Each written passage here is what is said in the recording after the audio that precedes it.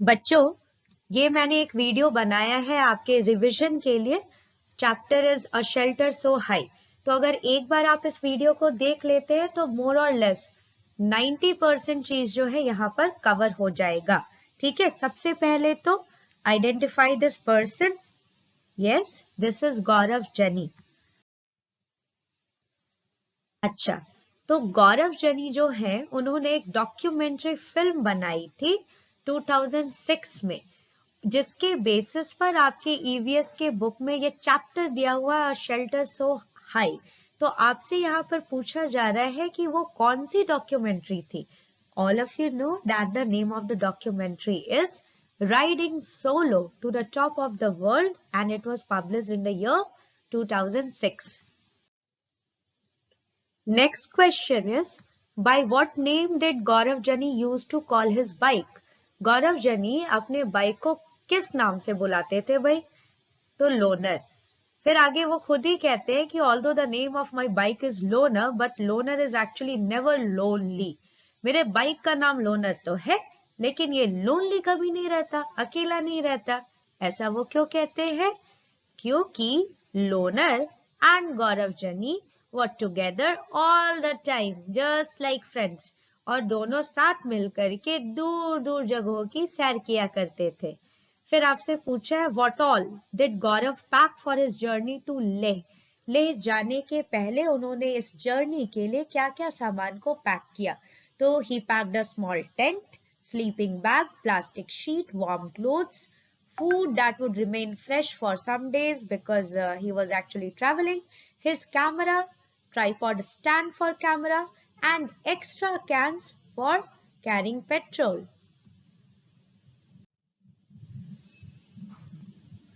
How much time did this journey take? तो इस journey में करीब करीब 2 महीने का वक्त लगा था। फिर आपसे पूछा है on his onward journey. Onward मतलब भाई कहीं आगे की तरफ जाना, जैसे कि he was moving from Mumbai to Leh. ठीक है, तो this was the onward journey. अब बैकवर्ड जर्नी क्या होगा? फ्रॉम ले टू मुंबई। तो आपसे यहाँ पर पूछा कि on his onward journey to Leh how many days did he take to cover 1400 kilometres from Mumbai to Delhi. Mumbai से दिल्ली का डिस्टेंस 1400 किलोमीटर्स दिया है बाय रोड। इतने डिस्टेंस को ट्रेवल करने में उनको कितना वक्त लगा? तो he took 3 days. अब ये सवाल भी है कि which states और union territories did Gaurav pass through in this solo journey to the top of the world? इस जर्नी में फ्रॉम मुंबई टू ले, ठीक है, वो कौन कौन स्टेट से यूनियन टेरिटरीज से गुजरते हैं और उनके कैपिटल्स का नाम भी आपको बताना है। Not only this, you may be asked to show these states or union territories on political outline map of India also. So do practice that also.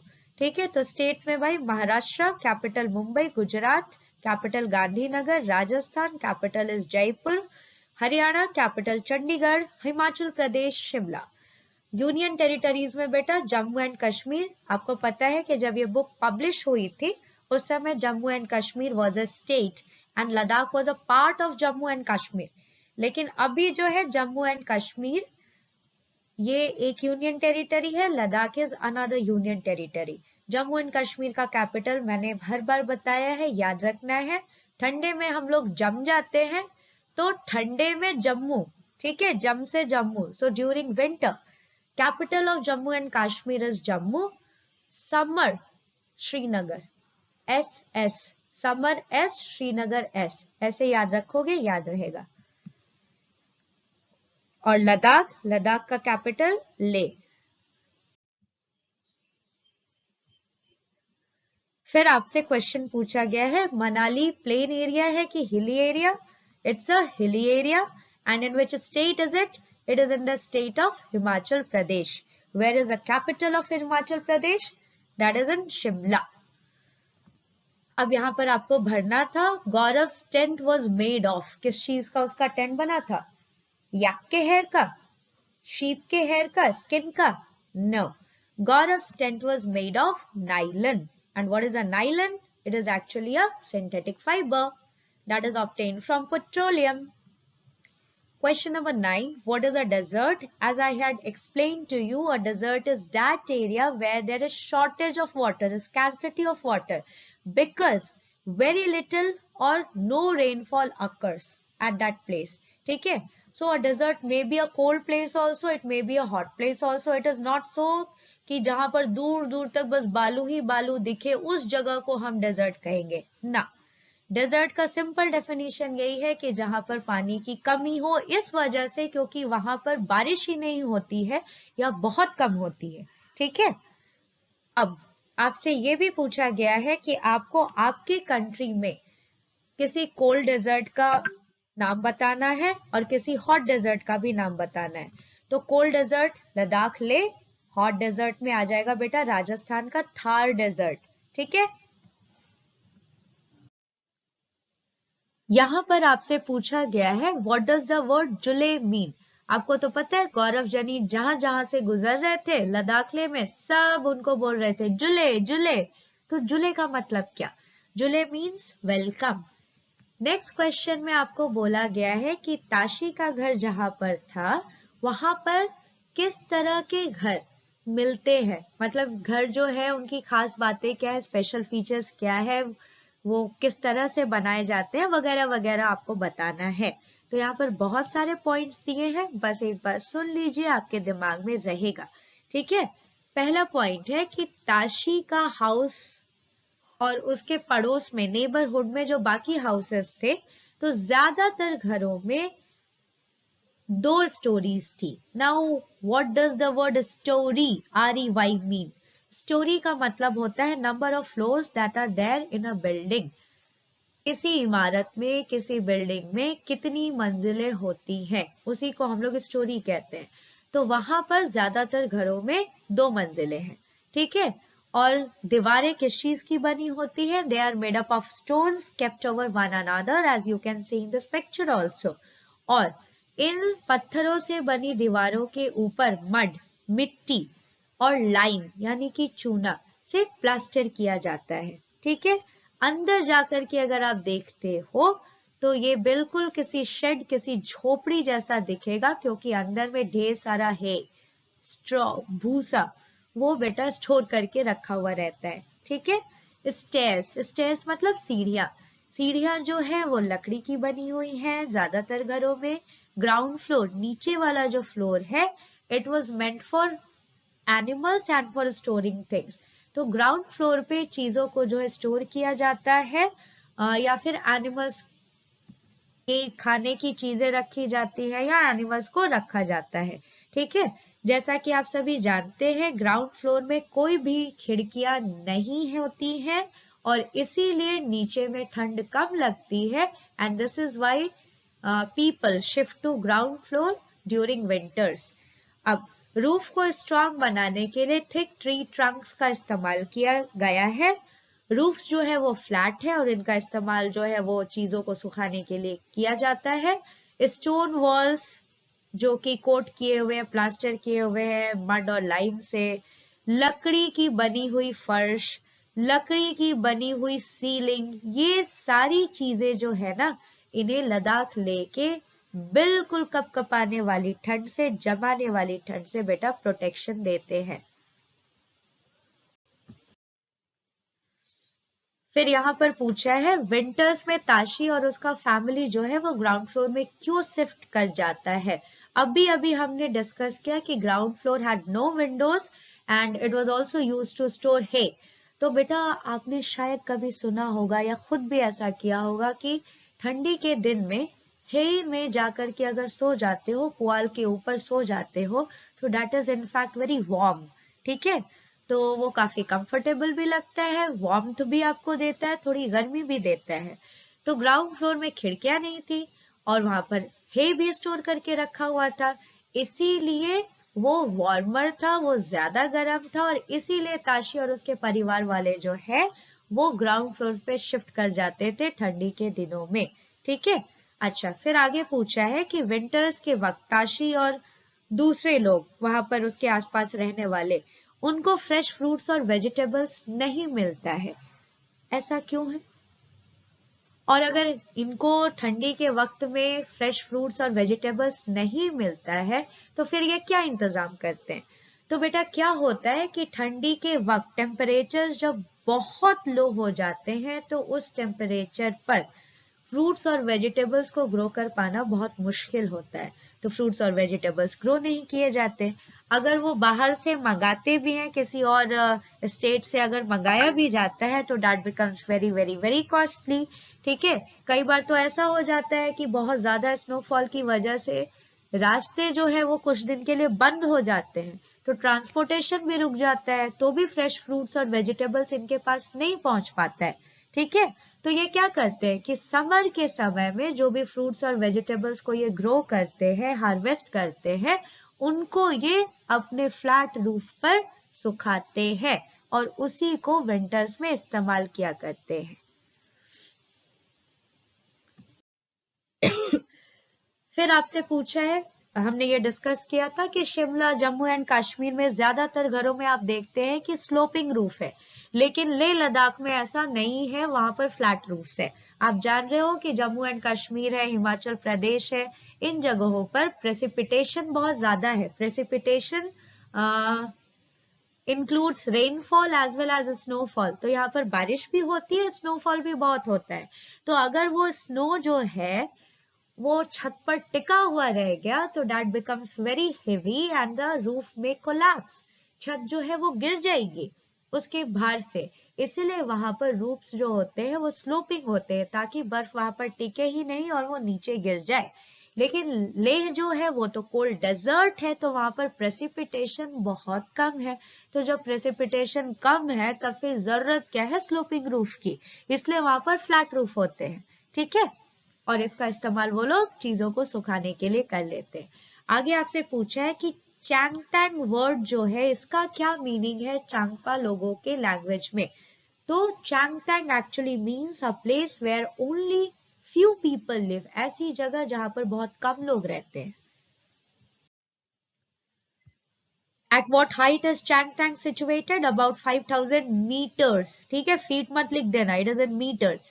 फिर आपसे पूछा है कि after reaching 5000 meters, Gaurav Jani found it difficult to breathe initially. शुरू में उसे थोड़े health problems आ रहे थे, जैसे he was finding it difficult to breathe, he was also having headaches, उसको सर में दर्द हो रहा था, उसको बहुत टायर्डनेस फील होता था, थका थका सा लगता था, बहुत कंफ्यूजन हो रहा था, चीजें वो भूल जाते थे। तो ऐसा क्यों हो रहा था? तो ये सारी चीजें इसलिए हो रही थी क्योंकि इतनी ऊंचाई पर ऑक्सीजन लेवल कम होता है। तो अगर ऑक्सीजन लेवल कम हो तो आपके बॉडी के सेल्स तक जो है ऑक्सीजन सही से नहीं पहुंचा तो आपको एनर्जी नहीं लगेगी। ब्रेन तक सही से ऑक्सीजन नहीं पहुंच रहा है तो ब्रेन 100% एफिशिएंसी से काम नहीं करेगा तो फिर आप तो चीजें भूल सकते हो, कंफ्यूजन हो सकता है। फिर यहाँ पर लिखा हुआ है, इसको बस याद रखेंगे कि Changpa that is actually a tribe, ठीक है, that lives on the mountains of Ladakh. Next आपको बोला गया है जस्टिफाई करने इस स्टेटमेंट को। जस्टिफाई करना मतलब कारण देते हुए, तर्क देते हुए बताना कि हाँ भाई ये बात जो है वो सही है। तो यहाँ पर क्या लिखा है, goats and sheep are the treasure of Changpa people. अब बताओ ये बात सही कैसे है? तो बिल्कुल सही है।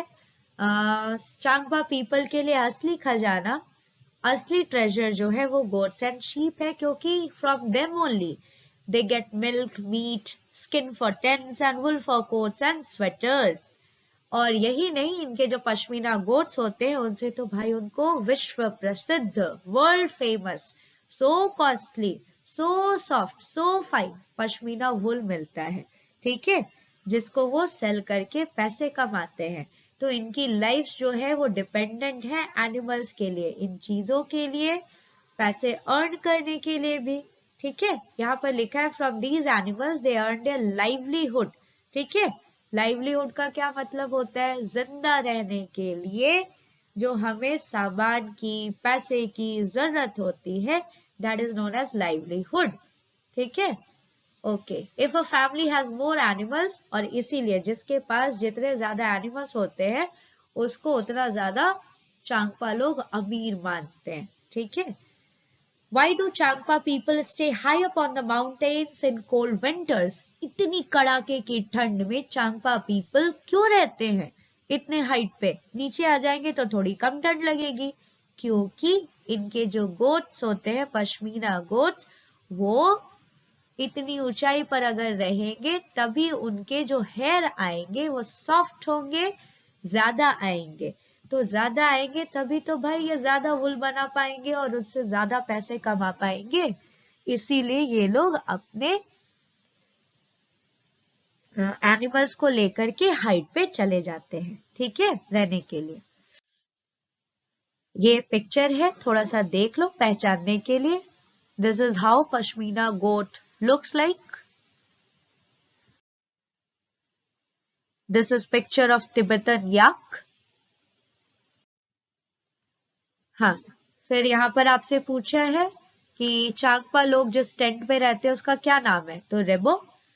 और रेबो टेंट के बारे में बताइए। तो रेबो टेंट्स जो होते हैं वो कोन शेप्ड होते हैं और याक से जो हेयर मिलता है उसी को वो वीव करके आपस में बुन करके उससे लंबे लंबे स्ट्रिप्स बनाते हैं और उनको फिर आपस में जोड़ते हैं, टाकते हैं, स्टिच करते हैं और इस तरह से वो रेबो टेंट की दीवार बनाते हैं। And this wall made of yaks hair protects them from icy strong winds. ये उन्हें ठंड से बचाता है। रेबो टेंट को खड़ा करने के पहले जहां पर इन्हें रेबो टेंट को खड़ा करना है वो करीब करीब 2 फीट गड्ढा करते हैं जमीन पे। उसके बाद जो है उस गड्ढे के चारों ओर वो टेंट को डालते हैं, ठीक है। फिर आपसे पूछा, यहाँ पर लिखा हुआ है कि रेबो जो है वो थोड़ा सा बड़ा होता है, गौरव जनी के टेंट जितना छोटा नहीं होता। So it is spacious. Spacious मतलब देयर इज एनफ स्पेस, काफी इसमें जगह होती है, ठीक है, ओके। और बीच में जो है सपोर्ट देने के लिए 2 डंडे लगे हुए रहते हैं, जैसा कि हमने आपको लाइव क्लास में बताया था, ठीक है। और ऊपर में छत पर बिल्कुल सेंटर में छेद होता है ताकि ये लोग जो खाना पकाना करते हैं उससे चूल्हे से जो भी धुआं निकल करके बाहर आता है वो वहां से बाहर हो जाए, ठीक है। The design of this rebo tent is about 1000 years old. बेटा 1000 साल पहले लोगों ने इतना दिमाग लगा करके इस तरह का डिजाइन बनाया था रेबो टेंट का, और देखिए 1000 साल बाद भी ये इनका जो डिजाइन है ये कमजोर नहीं पड़ा है। फिर आपसे पूछा गया है कि ये रेबो टेंट को खड़ा करने के पहले 2 फीट का गड्ढा क्यों करते हैं जमीन में, क्योंकि ऐसा करने से उन्हें ठंडी हवाओं से प्रोटेक्शन मिलता है। अब फिर आपसे पूछा गया पश्मीना शॉल इतना कॉस्टली क्यों है, क्योंकि जिन पश्मीना गोट से पश्मीना वुल मिलता है उनको भाई जब तक एकदम हाइट वाली जगह पर ले जाकर के न रखा जाए, वहां पर उन्हें ग्रेज ना कराया जाए, तब तक इनके बहुत अच्छे बाल जो है वो निकल करके नहीं आते हैं, ठीक है। अच्छे बाल नहीं निकलेंगे तो अच्छा वुल नहीं मिलेगा। So if you want to get fine wool तो आपको भी इन बकरियों को ले करके एकदम हार्श विंटर वाले जगह पर हाइट पे जाकर के रहना पड़ता है। दूसरी बात, हेयर इतना फाइन रहता है कि उसको भाई मशीन से हैंडल नहीं किया जा सकता। तो सारा काम जो पश्मीना का है वो हाथ से ही किया जाता है और इसमें बहुत मेहनत लगती है, बहुत वक्त लगता है और इसीलिए ये इतना कॉस्टली भी है। यही नहीं, इसके फीचर्स भी बड़े कमाल के हैं कि ये बहुत ही पतला होता है, लेकिन उतना पतला होने के बावजूद बेटा ये आपको 6 स्वेटर के बराबर की गर्मी दे सकता है, ठीक है। पतला कितना होता है जानते हो? आपके सर पे जो बाल है, अगर मैं कहूँ एक बाल को निकालोगे तो वो 6 पश्मीना बाल के बराबर होता है, समझ लो। 6 पश्मीना गोट का हेयर स्ट्रैंड अगर लेते हैं तो मिला करके जितना थिकनेस आएगा वो आपके एक बाल के थिकनेस के बराबर है। Despite being so fine, so thin, ये आपको 6 स्वेटर के बराबर की गर्मी देता है। फिर आपसे पूछा है वही चीज कि पश्मीना गोट्स को इतने हाई ऑल्टीट्यूड्स पे रेयर क्यों किया जाता है, इतने हाई ऑल्टीट्यूड्स पे क्यों पाला जाता है, जरूरत क्या है? इतनी मेहनत करने की, इतना कष्ट सहने की। तो वही बात है कि जितने ज्यादा ठंड में ये लोग पश्मीना गोट रहते हैं, उनका फर जो है उतना ही ज्यादा निकल करके आता है और उतना ही सॉफ्ट होता है। लेखा किसको कहते हैं आप सभी जानते हैं। रेबो टेंट के पास में ऐसे स्टोन्स को एक दूसरे के ऊपर रख करके बाउंड्री जैसा जो है बना दिया जाता है। इसके अंदर चांगपा लोग अपने एनिमल्स को रखते हैं, उस पर स्पेशल मार्क लगा करके, ताकि उनको पता चले कि हाँ ये मेरा एनिमल है। तो इसी प्लेस को that is meant for keeping animals हम लोग लेखा कहा करते हैं। ये आपको याद रखने के लिए है। ये कश्मीर में डोंगा यानी कि that is a kind of house boat. ये डल झील पर, झेलम पर, ये सब पे बहुत चलता है, ठीक है। इसके अंदर लोग रहते भी है। एंड दिस इज खत्म बंद। आपको पता है कि जिस तरह से हम लोग जिक्सॉ पजल्स के टुकड़ों को जोड़ा करते हैं, उसी तरह से जो है ये लकड़ियों के टुकड़े रहते हैं और इनको आपस में जोड़ जोड़ करके बेटा इस तरह से डिजाइन बनाया जाता है। और कश्मीर में ऐसे बहुत सारे घर तुमको देखने के लिए मिलेंगे जहां पर खिड़कियां इस तरह से बाहर की ओर निकाल करके बनाई हुई है, जैसे ये वाली खिड़की एंड दिस वन ऑल्सो। तो these windows are known as डाब, इनको डाब कहा जाता है। और बहुत सारे घरों में आपको खिड़कियों के ऊपर, दरवाजों के ऊपर इस तरह का आर्च घूमा हुआ बना हुआ मिलेगा, जैसे ये वाला भी है, ठीक है। ये इसको बेटा कहते हैं मेहराब, ठीक है, आर्च या फिर मेहराब। ये देखिए खिड़की के ऊपर ये इस तरह से जो घुमा हुआ बना है, दिस इज आर्च और मेहराब। फिर बेटा आपको यहाँ पर कहा गया है कि you have to compare the lifes of Changpa people and Bakarwal people. Changpa लोग और बकरवाल लोग जो है इनके लाइफ्स को कंपेयर करिए।